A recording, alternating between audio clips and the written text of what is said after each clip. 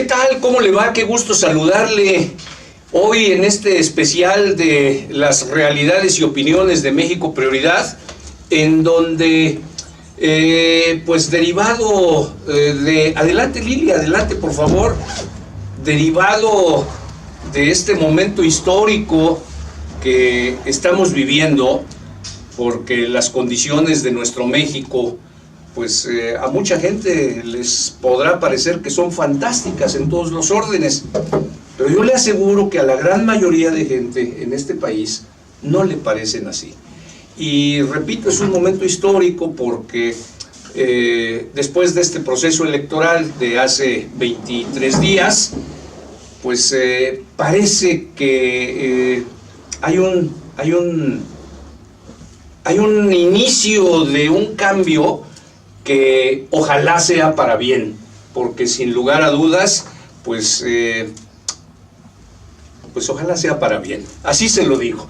Y en esta mañana, bueno, pues yo agradezco la presencia de Lilia Vélez Iglesias. ¿Cómo estás, mi querida Lilia? Bienvenida nuevamente a esta tu casa. Muchas gracias, muchas gracias por la invitación. Sí, me siento como en casa. Pero ya está tu cuerpo, ya lo veo aquí. ¿Tu mente y tu espíritu ya está aquí o todavía está por Europa? Todavía ando un poco con el cambio y demás, pero bueno, ahí ya estamos por acá. Pero todo bien, ¿no? Todo bien, todo qué bien. Bueno, sí, qué bueno, me da sí, mucho gusto y gracias por atender esta invitación, muchas Lilia. Gracias a ti.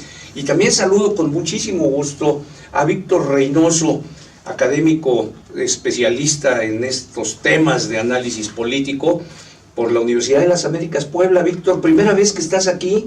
Primera vez, con mucho gusto, por cierto, Leobardo, gracias por la invitación. Lilia, buenos días. Pues verte. Bienvenido. Gracias. Y se lo tengo que decir, a ver a qué hora se le antoja llegar a don Juan Carlos Canales, porque ya después en corto le voy a platicar un par de anécdotas que nos ha hecho, pero de todas formas lo queremos, lo apreciamos, lo valoramos y me parece que sus análisis también son interesantísimos. Bueno. Nada más tenemos hora y media, hay que decirle. Pues llámale, a ver si ya se despertó el señor. En fin, decía yo, Lilia, Víctor, que me parece que estamos viviendo un momento histórico en nuestro país y esto nos hace altamente privilegiados, porque hay de momentos a momentos en la vida de cada país, de cada sociedad, y hoy, después de este hartazgo generalizado respecto a este sistema político-económico que tiene en la miseria a 50 millones de mexicanos, en una absoluta injusticia con la riqueza natural, humana que tenemos como país, pues esto no puede ser consecuencia más que de un sistema perverso que ha generado mayor desigualdad social, que ha enriquecido más a unos cuantos, empobrecido más a unos muchos, y bueno, derivado de todo esto y de una campaña de más de 20 años, pues hoy resulta que Andrés Manuel López Obrador es el presidente electo de nuestro México. ¿Qué piensas, Lilia, de inicio en una primera intervención? Bueno, yo coincido contigo, me parece que es un momento interesante, un momento en términos de la historia reciente del país, importante. Yo lo compararía con el 2000, me parece que el 2000 es un primer parteaguas, estoy hablando obviamente de la historia contemporánea que nos ha tocado a nosotros Claro. vivir. En términos del proceso de democratización o de cambio democrático, yo pondría un primer parteaguas en el 2000 en donde se generaron ciertas condiciones que permitieron la victoria de un partido opositor por primera vez y que generaron grandes expectativas de cambio. Después hablaremos sobre si esas expectativas son realistas o no, pero finalmente se generó, y que a mí me parece que el PAN, el partido ganador y quien obtuvo el poder en ese momento, pues dejó cosas a deber. Es cierto que había condiciones difíciles, por ejemplo, que tenía oposiciones, etcétera, pero me parece que no concretó muchos de los cambios que los mexicanos esperábamos, y que por el contrario adoptó muchas de las prácticas que el viejo sistema tenía y se acomodó. Y bueno, después de eso vino el proceso de esta elección de 2006 con Calderón muy cuestionada, con un proceso de legitimidad muy cuestionado, que genera precisamente todo el tema de la guerra de la famosa estrategia de guerra contra el narcotráfico, que creo que en buena medida lo que hoy ocurre en este país tiene que ver con esa estrategia, que a mí me parece es una estrategia de legitimación, que no se justifica, o por lo menos eso lo dicen los expertos. Yo no soy experta en seguridad, pero los que sí son expertos en seguridad dicen no se justifica lo que se hizo, y que nos ha llevado a altísimos costos sociales, que sumados a los costos del modelo económico que tenemos, y a este regreso del PRI, que generó también, digamos, como ciertas expectativas frente a lo que había ocurrido, y que a mí me parece ha sido un sexenio desastroso en términos de corrupción, en términos de alejamiento de la sociedad. Pues lleva a esto, ¿no? En términos de proceso electoral yo lo veo como un proceso de comunicación. ¿Qué nos dicen los resultados? Y me parece que las y los ciudadanos están diciendo muchas cosas al salir a emitir su voto en este proceso. Me parece que tienes toda la razón. Yo únicamente matizaría que las expectativas generadas en el 2000 han sido rebasadas, pero brutalmente, con las expectativas generadas hoy. Víctor, una primera intervención. Me preocupa, tomando tu última palabra, me preocupan mucho expectativas sin fundamentos. Me preocupa mucho eso. Y yo tengo algunas preguntas. ¿Qué tanto puede cambiar una sociedad? ¿Qué tanto puede cambiar una sociedad de un año a otro, o de una década a otra? Sería la primera pregunta. ¿Qué tanto puede cambiar una sociedad cuando hay una alternancia en el poder? Cuando se va un partido y llega otro, realmente puede cambiar mucho las expectativas. Con Fox no fue el cambio de un partido, fue el cambio de un sistema donde al presidente lo ponía el presidente anterior, a un sistema donde el presidente lo eligen los ciudadanos. Ahí fue algo mucho más que un cambio partidario. Pero ya vimos que el cambio no se dio. Entonces sería la segunda pregunta: ¿qué tanto puede cambiar una sociedad porque cambió el gobierno o el partido en el poder? Tercera pregunta: ¿qué tanto puede cambiar México con esta alternancia, con la llegada de Morena al poder? Que es una pregunta, bueno, las tres preguntas son importantes. Lógicas, además. Sí, y yo no tendría ni muchas expectativas. Yo creo que las sociedades tienen cambios lentos. La desigualdad en México, pues el primero que la registró fue Humboldt hace 200 años. La desigualdad en México es un problema secular, ancestral. Ha habido esfuerzos enormes por combatirla, no se ha podido combatir. Entonces yo pondría con cuidado las expectativas, y hay muchísima bibliografía, todas las, como dicen, las revoluciones. El ciclo de las revoluciones fue de 1789, Revolución Francesa, 1989, la caída del muro de Berlín. Tiene que ver con mis preocupaciones. Se creía que una revolución podía cambiar radicalmente un país, y lo que la historia demostró es que Rusia, después de los zares, la Rusia de Stalin se parece mucho a la Rusia de los zares, la Revolución Mexicana se parece bastante al porfiriato. Ni siquiera las revoluciones transforman radicalmente a un país. Cambia para dejar las cosas igual a un costo altísimo. Hay cambios lentos. Eso es. Juan Carlos Canales va a seguir llegando tarde. Vamos a ver si es que llega, porque ahora sí me parece ya preocupante el tema de la salud de Juan Carlos, salud mental. Bueno, esa es la otra es más grave, más serio, pero... Sí, ciertamente es un panorama que, además, en función de estas expectativas que se han generado, pues es verdaderamente, me parece a mí, lamentable cómo los fieles seguidores de Andrés Manuel y su grupo, Movimiento de Regeneración Nacional, llega el momento en donde te dicen con un desparpajo: bueno, ya estoy harto de que me haya robado el PRI, ya estoy harto de que me haya robado el PAN, ahora quiero que me robe Morena. ¿Qué haces ante eso, Víctor? Te pregunto. Bueno, yo creo que ellos no lo piensan así. Yo creo, desde luego, no lo ven de esa manera. Ellos creen que va a haber un cambio. Yo creo que, por eso planteo la pregunta, un cambio de partido político en el poder no necesariamente es un cambio radical, difícilmente. Y la broma hacia Juan Carlos, que en su programa es Territorio Nómada, es puntualísimo. Fantástico. Es puntualísimo. Sí, claro. Y en general es muy puntual.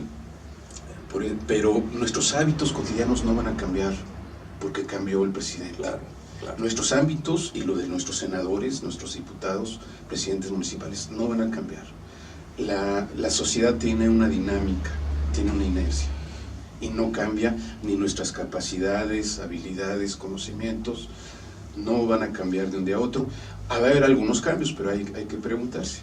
Y ya la pregunta más polémica sería, bueno, este equipo que llega al poder, o que va a llegar al poder el 1 de diciembre, ¿en qué sentido es un cambio? ¿Y en qué sentido es una continuidad? Lilia. Bueno, yo diría, yo coincido en que los cambios en una sociedad no son cambios de un día para otro, que a veces eso es algo que tenemos como muy pensado, ¿no? Vamos a cambiar de un día para otro, y además estamos esperando que quien llega es el que va a cambiar todo. Siempre somos cortoplacistas, ¿no? Somos cortoplacistas, y además somos una sociedad culturalmente acostumbrada a tener liderazgos que se supone son los que van a cambiar. Y creo que no entendemos que los cambios tienen que ser de todas las sociedades. También la bibliografía y lo que ha demostrado es que las sociedades cambian cuando la sociedad misma dice queremos cambiar. Es decir, hay procesos de cambio muy fuertes en donde lo que quiere o lo que mueve es la misma sociedad que llega a un punto donde toca fondo y dice ahora sí queremos cambiar. Pero también me parece que hay un sistema de incentivos y desincentivos en este país. Y por ejemplo, en el tema de la corrupción, que se ha hablado mucho y hay mucha literatura al respecto, lo que tenemos es un sistema que está diseñado para la corrupción. Es un sistema que estructuralmente premia la corrupción. ¿Cómo puedes cambiar cuando tienes incentivos para no ser corrupto? Y eso también está demostrado, lo dicen los expertos en corrupción. Y es muy sencillo, también se ha dicho mucho, ¿qué pasa con los migrantes cuando van a Estados Unidos? ¿Por qué los migrantes mexicanos cuando van a Estados Unidos, mayoritariamente, no digo todos, siempre habrá, pero por qué los migrantes mexicanos cuando viven en Estados Unidos cumplen las leyes, se convierten en gente exitosa, entrecomillado el exitoso, ¿no? Exitoso, quiero decir, ciudadanos que cumplen, que no le ofrecen una mordida al policía, que pagan impuestos. Estoy hablando no de la gente que está escondiéndose, sino de la gente que ya vive ahí. ¿Es que el chip cambió? No, es que hay incentivos. Saben que si ofrecen una mordida, mayoritariamente, porque no es que no haya corrupción en Estados Unidos, pueden ser sancionados. Entonces, a mí me parece que eso es lo que tenemos que entender. O sea, los cambios se hacen cuando cambias diseños institucionales y esos impactan en la cultura. Pongo algo muy sencillo. Hace, no sé, ya no me acuerdo, hace 15 años no usábamos cinturón de seguridad. ¿Cuándo empezamos a usar el cinturón de seguridad? Cuando nos empezaron a multar. Y yo me acuerdo de la... Yo lo empecé a utilizar cuando efectivamente me multaron una primera vez. Digo, no. Así y no lo usaba porque me manchaba la camisa. O sea, sí. Y cuando al principio se empezó a obligar a usar el cinturón, me acuerdo que vendían estos cinturones falsos, ¿no? Que te ponías el cinturón falso.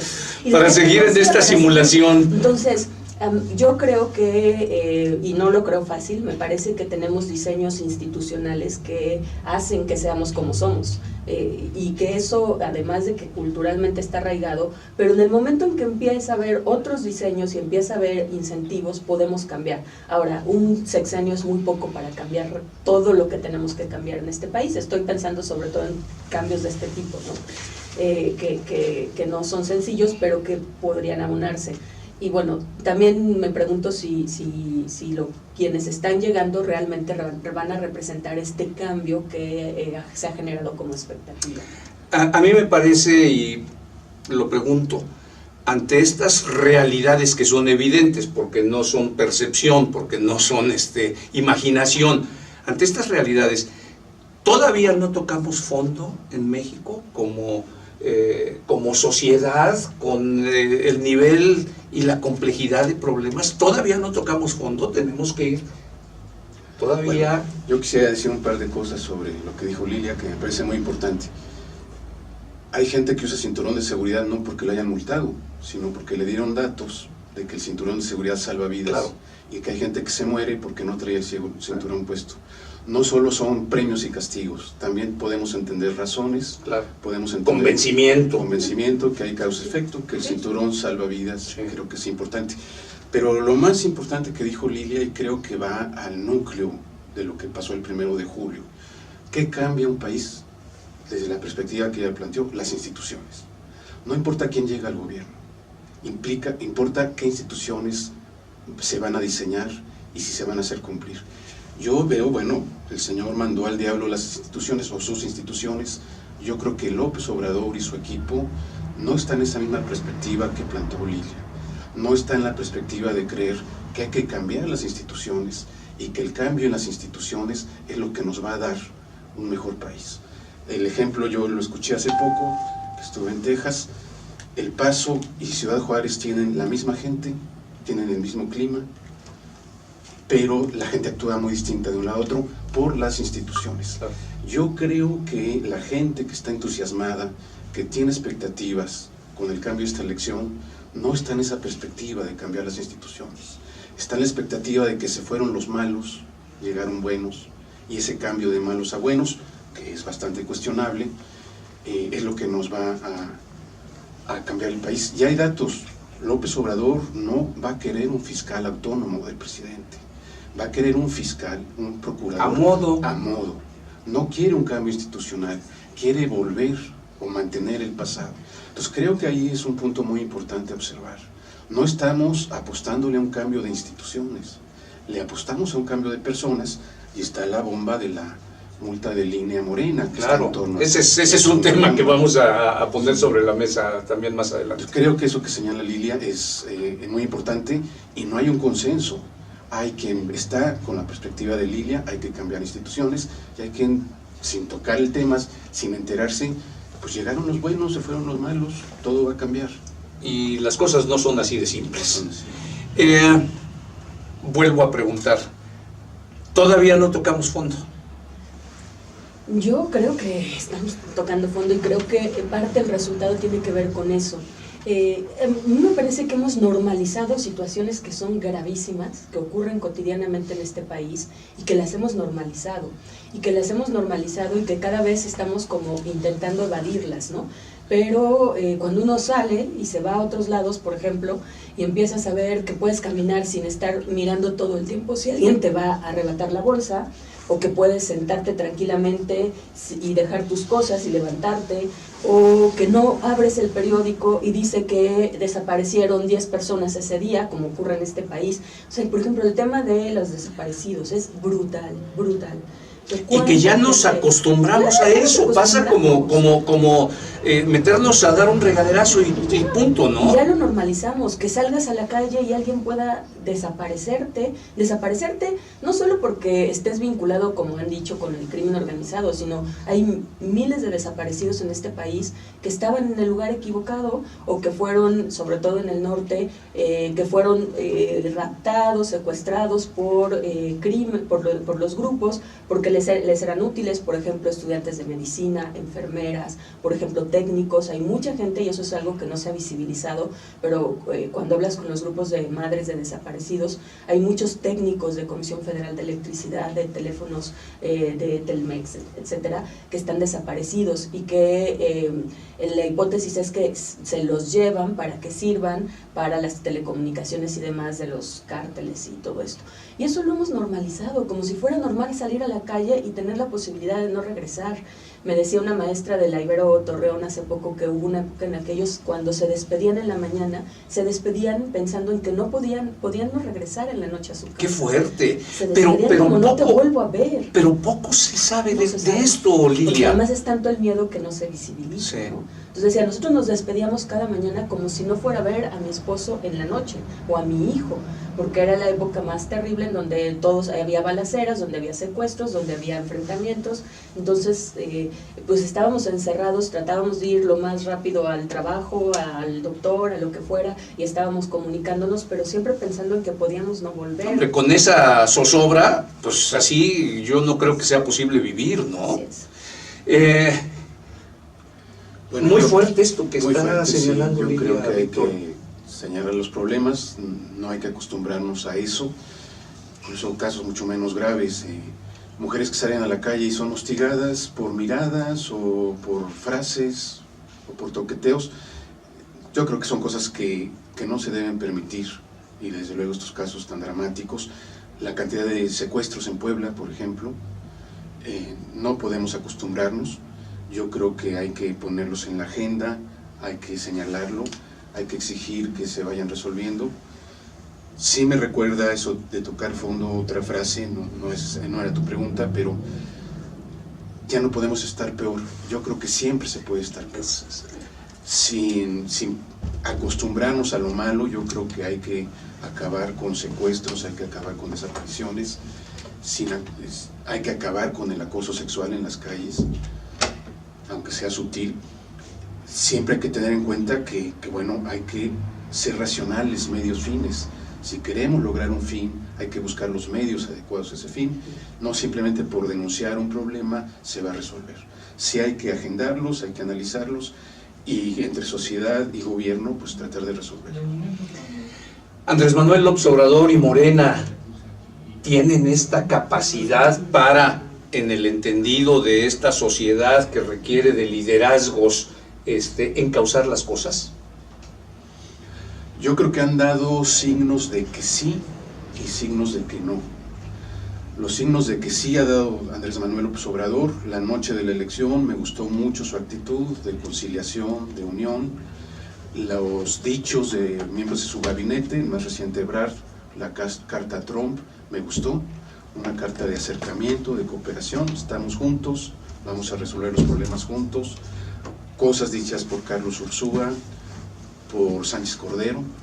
Creo que hay una visión de unidad, hay un proyecto de país.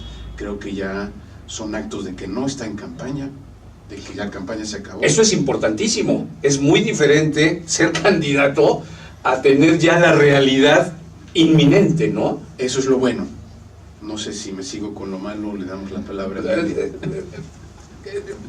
Venga, de una vez la contraparte. Lo malo, muchas ocurrencias.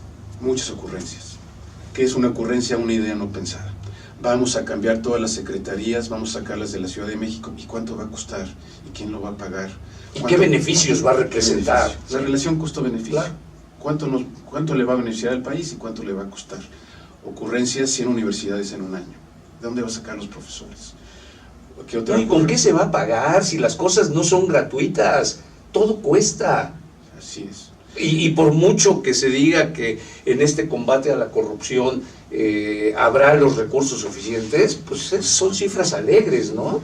Sueldo máximo de un funcionario, 108,000 pesos. ¿Por qué? ¿Por qué 108 y no 105 o no 200? Despedir al 70% del personal de confianza. ¿Por qué al 70, no al 30, no al 90, no al 100? No hay análisis detrás de eso. Y lo reciente que es muy serio, muy serio, la descalificación del Instituto Nacional Electoral. Yo me he metido un poco al problema y parece que el INE actuó bien. Se me haría muy raro que el INE, con la gente que tiene ahí, con el costo que le implicaría una decisión mal tomada, multara a Morena sin fundamentos. Yo lo que he metido, hay fundamentos muy serios para demostrar que Morena no se apegó a la ley. Y esto es muy grave porque le están diciendo al partido que traía la bandera de acabar con la corrupción: tú estás violando la ley. Claro, ¿con qué cara, no? Corrupción. Lo que decía Lilia, tú no estás cumpliendo las instituciones. Aquí hay reglas del juego y te las brincaste. Eso creo que es la parte mala del mensaje. Entonces creo, una situación muy ambigua, muy interesante, signos muy buenos, signos muy malos. Lilia. Sí, yo coincido. A mí me parece que hay dos Andrés Manuel. Uno, el de campaña, que es alguien que conecta muy fácilmente con la gente en la calle, que se comunica, tiene procesos de comunicación muy interesantes, pero cara a cara en la calle, en el meeting y demás. Y otro es el Andrés Manuel, que tendrá que actuar como presidente. Yo coincido con Víctor, a mí me gustó muchísimo el discurso del hotel, en donde me parece que abre un poco, tiende como las manos, establece como puntos muy, me parece, certeros. Creo que fue un discurso interesante. pero creo que siempre hay como ese riesgo de cómo va a tomar las decisiones. A mí me gusta parte de la gente que tiene en el equipo y parte de la gente que tiene atrás, que no es visible. Gente muy valiosa, con una gran experiencia, con una muy buena imagen, y eso por supuesto que ayuda, sí. Pero también hay que decir que siempre está el riesgo de que quiera tomar decisiones, digamos, más allá de por él mismo, ¿no? Porque hay una personalidad ahí que también de alguna manera tiende a tomar decisiones, pues él. Y está bien, los presidentes deben tomar decisiones, pero me parece que ahí es cuándo tomar decisiones y cuándo por ti mismo y cuándo seguir los consejos y lo que se está diciendo.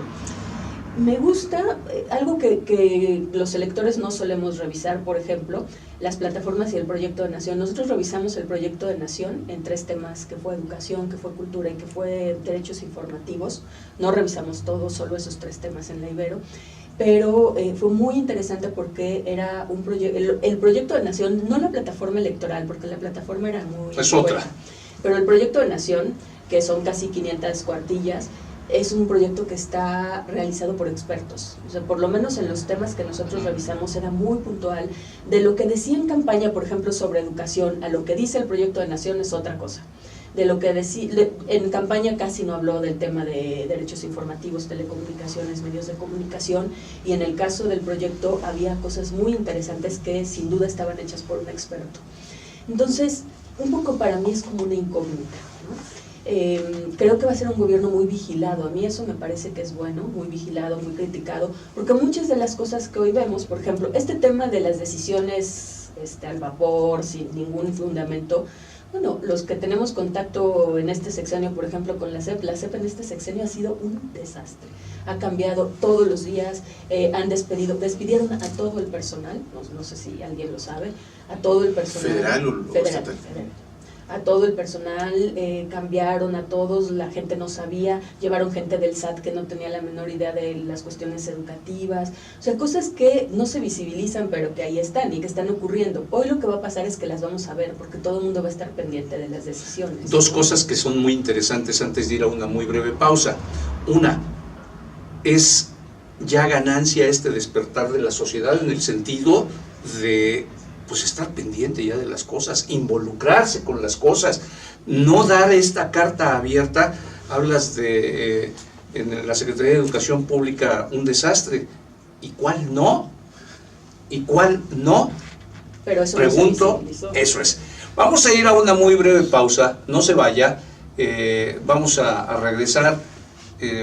Me parece que esta visión académica, documentada, siempre es mucho más trascendente y mucho más relevante de lo que, pues, a veces uno como opinador, porque por eso se llama realidades y opiniones, pero bueno, creo que hay todavía muchas cosas muy interesantes para la segunda parte del programa. No se vaya.